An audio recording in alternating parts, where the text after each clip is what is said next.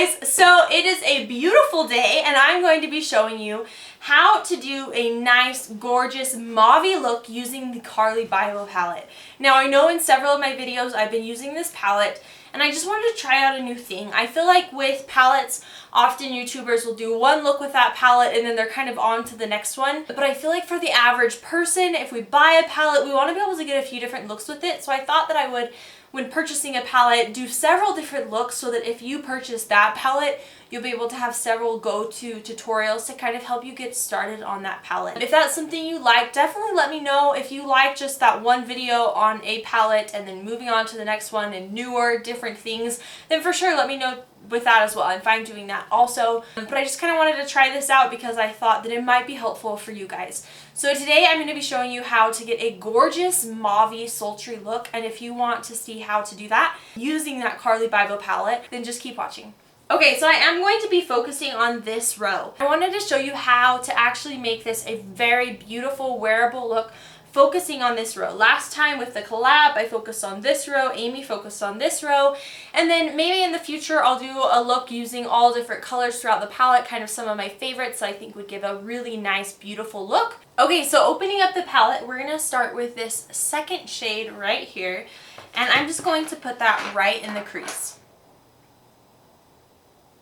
Now I think today I'm going to do a winged eyeshadow look, so I am just dragging this shadow out a little bit towards the tail of my eyebrow. Just pulling that out in a winged shape, and then I'm just going to slowly start building everything up. Now for the brow bone, I am going to skip down to this shade right here. I feel like this is the only really nice brow bone shade in this palette, at least for my skin tone. So I'm going to go and I'm going to skip down there and just blend that right under the brow bone.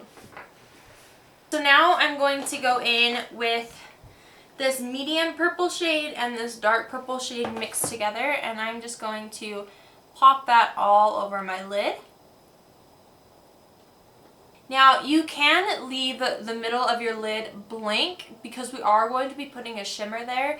But I like to put this shade underneath so that if that shimmer kind of falls apart during the day or were to fall off, that I have some color underneath there and it's not empty. And this shimmer is pretty good at staying. It has pretty good lasting power, but I just like to have a little bit of color behind that shimmer.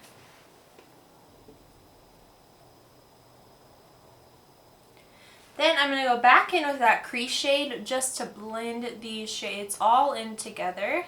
And then with that light crease shade, I'm really pulling out that V a little bit more so that it's not too dark and it can just blend into my skin. So I'm going to pause on the upper lids and I'm going to move on to my bottom lids just for a minute. I'm going to take this flat shader brush and I'm just going to go in with that crease shade once again in shade underneath my eyes. So I'm just focusing this shade on the outer half underneath my eye. Okay, so now for the shimmer shade, I'm going to take this shade right here. It's next to the deep purple, and I'm going to pack that onto my lid.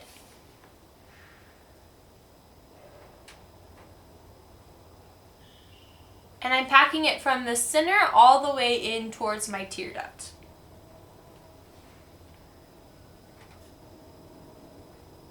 Going back in with my blending brush and blending that shimmer out just so that it transitions into the shadow nicely. So I'm just taking the lightest shade and popping that on the inner corner.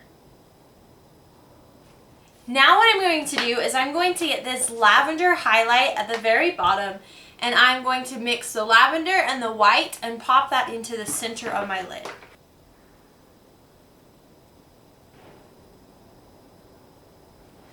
So now I'm going to go back in with a clean blending brush and a little bit of that deeper purple shade and just blend these all together.